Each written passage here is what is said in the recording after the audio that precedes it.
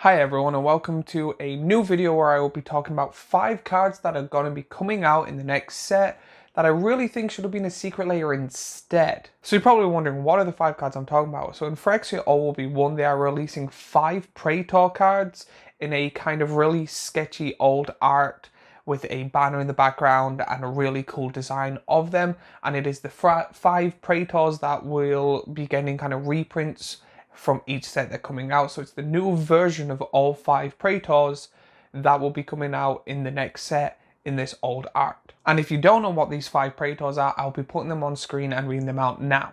Elesh Norn, Mother of Machines. For 4 and a white, you get a legendary creature Phyrexian Praetor that is a mythic. She has Vigilance. If a permanent entering the battlefield causes a triggered ability of a permanent you control to trigger, the ability triggers an additional time. Permanents entering the battlefield don't cause abilities of permanents your opponents control to trigger, and she is a 4/7. Jin-Gitaxias, Progress Tyrant. For 5 and 2 blue, you get a legendary creature Phyrexian Praetor that is a mythic. Whenever you cast an artifact, instant, or sorcery spell, copy that spell. You may choose a new target for the copy. This ability only triggers once each turn. Whenever an opponent casts an artifact, instant, or sorcery spell, counter that spell. This ability triggers only once each turn, and Jin is a 5/5. Shoulder the Apocalypse. For 2 and 2 black, you get a legendary creature Phyrexian Praetor that is a mythic. She has Death Touch. Whenever you draw a card, you gain 2 life. Whenever an opponent draws a card, they lose 2 life, and she's a 4/5. Urabrask, Heretic Praetor. For 3 and 2 red, you get a legendary creature Phyrexian Praetor that is a mythic. He has Haste. At the beginning of your upkeep, exile the top card of your library. You may play this card this turn. At the beginning of each opponent's upkeep, the next time they will draw a card this turn, instead they exile the top card of their library. They may play it this turn, and he is a 4/4. Vorinclex, Monstrous Raider. For 4 and 2 green, you get a legendary creature Phyrexian Praetor that is a mythic. It has Trample and Haste. If you would put 1 or more counters on a permanent or player, put twice that many of each of those kind of counters on that permanent or player instead. If an opponent would put 1 or more counters on a permanent or player, put half that many of those type of counters on that permanent player instead, rounded down, and he is a 6/6. So now you know what these cards are. Looking at them, they're really well done. They're really well made by the artist. I really like how each of them have the banner. So even if there was kind of the text box in the bar at the top, it was in black and white, you could still tell which color they are because they kind of have the color that represents them somewhere on the background. Also, the art itself of the creature is very detailed and very colorful. I really like the way they are designed on this card. It kind of is like a tribe or the 5 kings type of aesthetic they're going for, that it shows that they are the high boss or the best character when it comes to the colors of the individuals that they are. Another thing I like about this is, even though the set symbol is on Elesh Norn, each individual one actually has their set symbol on the card, where they could have just put the All Will Be One symbol on it, but they didn't, and I really like that because it's the attention to detail that I really like when it comes to these type of Magic the Gathering cards. The other good thing they've done this is, usually when it comes to these type of really nice and exotic cards, they usually are only for like booster or collectors, or mainly collectors, or you have a higher chance to get them in collectors packs. And this time they're like, no, you can buy draft packs and have a chance to get them. I say it's probably smaller, however, I still like the ability of, if I want to draft, I have a chance to get a Vorinclex or a Jin-Gitaxias in that beautiful art. Now we come to the part of the video of why I think these 5 cards should have actually been a secret layer instead. Now, in saying that, I don't think it should be a secret layer at the start of this year. I think it should be a secret layer after the whole story is done. So in the set Aftermath, I think they should have done a secret layer either a month after or the month of, showing that you can now get the 5 Praetors because they've been out and everyone's had somewhat of a chance to play with them, that there is now a secret layer. Probably the summer one or the one after summer, so in between like Halloween-ish time, would have been a good chance for this to be a secret layer. Or, completely on a different note, it could have been a really good secret layer next year as a throwback to the entire kind of war that's going on currently, because whenever the next story, like the main story starts, would have been really good to be like, now we're starting a new chapter, now we're starting a new story, here's the new bad, here's what everyone's what's happening in the story. Remember these 5 guys? Here are them in this beautiful, amazing art. When it comes to the Secret Lair, I will be kind of doing what would happen if they went on sale. So personally, I think there should be 6 versions of it. Now, I know you're thinking that's a lot. However, Secret Lair the last little while have been very disappointing. They're trying new things and I personally don't think it's working. Or when something is released, it's like there's something wrong with the foiling, they're bent, they're missing, you don't get them for months or possibly years in the future. And when they do try something, it's always been failing. The biggest problem I've had recently, and the best example is the one that just came out, is that the secret cards are going meh. I remember buying a Secret Lair or 2 and even enjoying that I got a duplicate of one of the cards, but it was in sketch. That was great.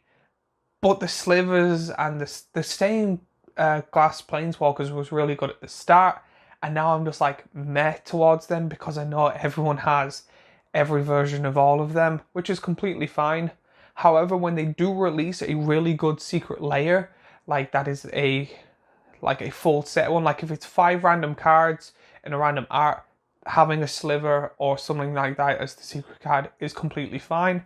However, if it's something like the serial one, I haven't personally got mine yet, but I've seen people online open theirs and unbox theirs, and I've been really disappointed, and it's taken the excitement out because it's a cereal box one. It would have been absolutely amazing if they had rather a 4th cereal, or if they added like a toy creature, because in cereal boxes you used to get a toy, and that's what this set is. That's what that Secret Lair was based on. So I would have been really, really happy, and I thought it would have been mainly worth the money more if I got the 3 cereal boxes and then a secret 4th, or I got the 3 cereal boxes and a 4th secret card that is a toy creature card, like a Scruffy doll or something like that in a different art. That would have been amazing. But no, they decided to go, here is a really cool product at the face value, and we're just going to throw something that kind of no one really cares about other than people that are trying to get the slivers. And I just don't find that really good. So I think that when it comes to this, having 6 of them would be, yes, a bit too much, but when I explain through them, half of them is just the foil version and the non-foil version. So I think the first one should be, you can get them how they are, with the set symbol, with the beautiful art, in foil and non-foil. So that's 2 of them done. The next one is what they should have done, is the Phyrexian version, where you can get it foil and non-foil.